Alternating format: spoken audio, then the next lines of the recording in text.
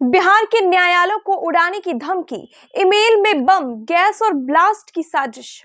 और इसी धमकी भरे लेटर में अचानक सामने आता है साउथ की सुपरस्टार एक्ट्रेस नयनतारा का नाम। आखिर कोर्ट को भेजी गई इस चिट्ठी में नयनतारा का जिक्र क्यों किया गया और इस ईमेल ने जांच एजेंसियों की नींद क्यों उड़ा दी है? मैं सानिया और आप देख रहे हैं MTN न्यूज। बिहार के भागलपुर, समस्तीपुर, सिवान, बेगूसराय और मुजफ्फरपुर सिविल कोर्ट को ईमेल के जरिए बम से उड़ाने की धमकी दी गई है।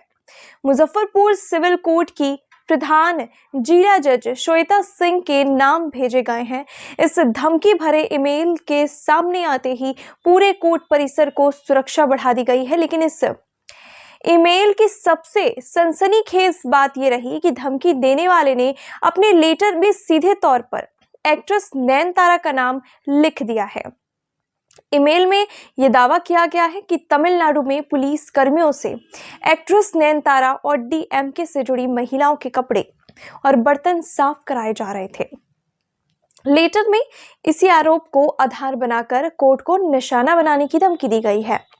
धमकी भरी चिट्ठी में यह भी लिखा गया है कि तमिलनाडु मीडिया इन मुद्दों को नहीं उठा रहा है, इसीलिए कोर्ट तक ये बात पहुंचने के नाम पर इस तरह का ईमेल किया गया है। यहीं से मामला और ज्यादा गंभीर हो जाता है, क्योंकि इसी लेटर में ब्लास्ट की पूरी प्लानिंग तक लिखी गई है।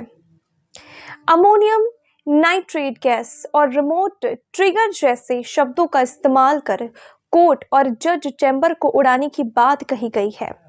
ईमेल मिलते ही मुजफ्फरपुर समेत सभी जेलों में कोर्ट परिसरों की तलाशी भी शुरू कर दी गई है।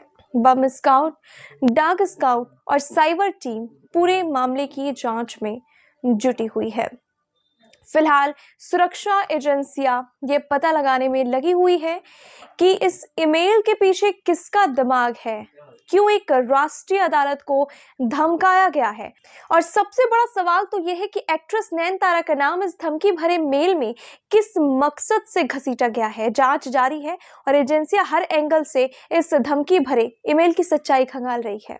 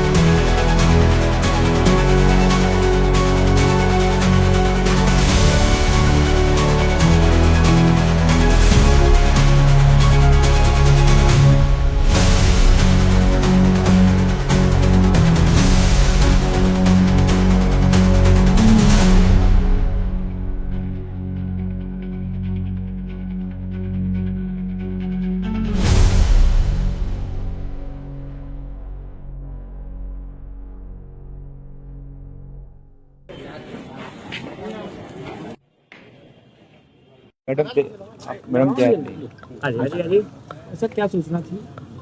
आज हम लोग कोर्ट परिसर की सुरक्षा के संबंध एक विशेष ड्रिल कर रहे हैं। इसकी मुख्य जो कारण है वो आज है कि सुबह में एक ईमेल के माध्यम से एक थ्रेट आया हुआ था। तो मुख्यालय द्वारा जो निर्गत है हम लोग SOP का अनुपालन कर रहे हैं। एक विशेष टीम का गठन किया गया है सुबह ही SP सिटी के नेतृत्व में, जिसमें एडिशनल SP नगर 1 भी है। हम लोग यहाँ पर डॉग स्पॉट से जाँच करा रहे हैं, जिसके पूरे परिसर को खाली कराया गया है और एक एक कमरे और बाकी सभी जगह की तलाशी ली जा रही है।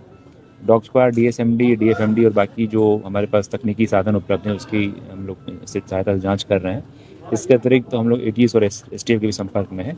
उनके साथ समन्वय स्थापित कर हम लोग आगे कार्रवाई सुनिश्चित करेंगे। कोई सेंसिटिव वगैरह कुछ सामान वगैरह भी मिला है? अभी तक तो कुछ नहीं मिला है, लेकिन आपके माध्यम से अनुरोध रहेगा कि कोई भी संदिग्ध वस्तु को लोग हाथ ना लगाएं, तुरंत नज़दीकी जो पुलिसकर्मी हैं या 112 पे सूचित करेंगे। और हम लोग आप लोग सहयोग की अपेक्षा करते हैं, माननीय जो विद्वान अधिवक्ता हैं उनसे सहयोग की अपेक्षा करते हैं। किसी प्रकार की कोई सूचना अगर आप लोगों को मिलती है तो कृपया कंट्रोल रूम में 112 के माध्यम से या स्वयं मुझे आप लोग सूचित करने का कष्ट करेंगे। पहले की तरह फर्जी थ्रेट रहता है तो सर आगे क्या किया? नहीं, हम लोग थ्रेड का जो भी एक SOP है, हम लोग हर थ्रेड को आकलन करते हैं और जो एहतियातन जो सुरक्षा उपाय किए जाते हैं उसका हम लोग अनुपालन सुनिश्चित करते हैं, क्योंकि हम लोग किसी प्रकार कोई रिस्क नहीं ले सकते हैं और SOP बना हुआ है मुख्यालय द्वारा, हम लोग उसका अनुपालन करेंगे। Thank you.